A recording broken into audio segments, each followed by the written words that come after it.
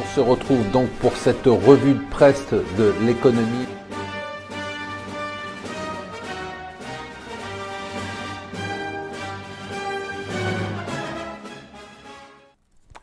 Bonjour et bienvenue sur Mon Financier pour la revue de presse de l'écho. Nous sommes le 1er mars, nous sommes un mardi et si c'était lui, c'est le Super Tuesday.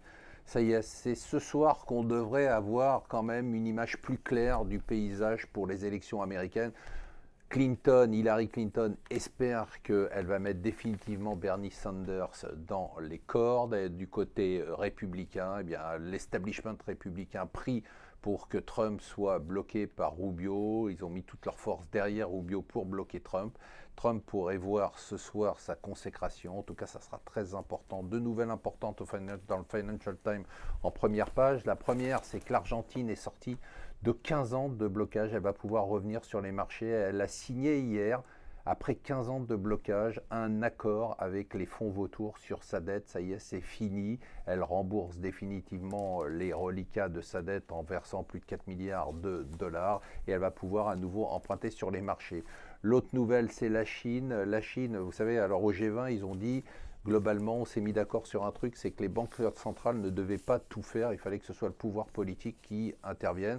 Du coup, les Chinois, le lendemain, eh bien, c'est la Banque centrale qui a décidé, qu'ils n'avaient rien compris à ce qui s'est passé à la Réunion, décidé de réduire le taux de réserve obligatoire, ce qui fait l'équivalent de 106 milliards de dollars sur le marché. Alors, les Écossais commencent à se mobiliser. Pourquoi ? Parce que tout simplement, ils disent que si le référendum sur le Brexit fait sortir la Grande-Bretagne de l'Union européenne, eh bien eux, ils sortiront de la Grande-Bretagne pour rester avec l'Europe. Ça va être chaud.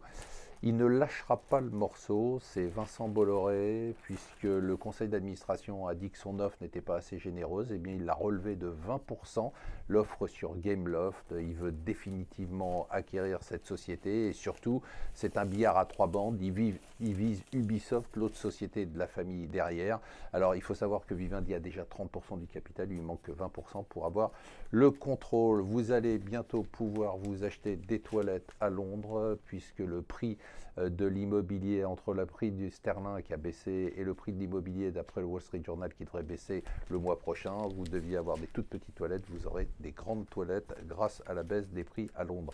Alors ça y est, les héritiers de L'Oréal qui touchent les pauvres 500 à 600 millions d'euros par an de dividendes de leurs actions L'Oréal, 500 à 600 millions d'euros. C'est pas facile, hein, vous savez, il faut les investir et trouver des idées. Eh bien, ils ont décidé de débaucher un des associés gérants de Lazare pour gérer un nouveau family office. Voilà, tout le monde a ses problèmes. Restez avec nous sur Mon Financier.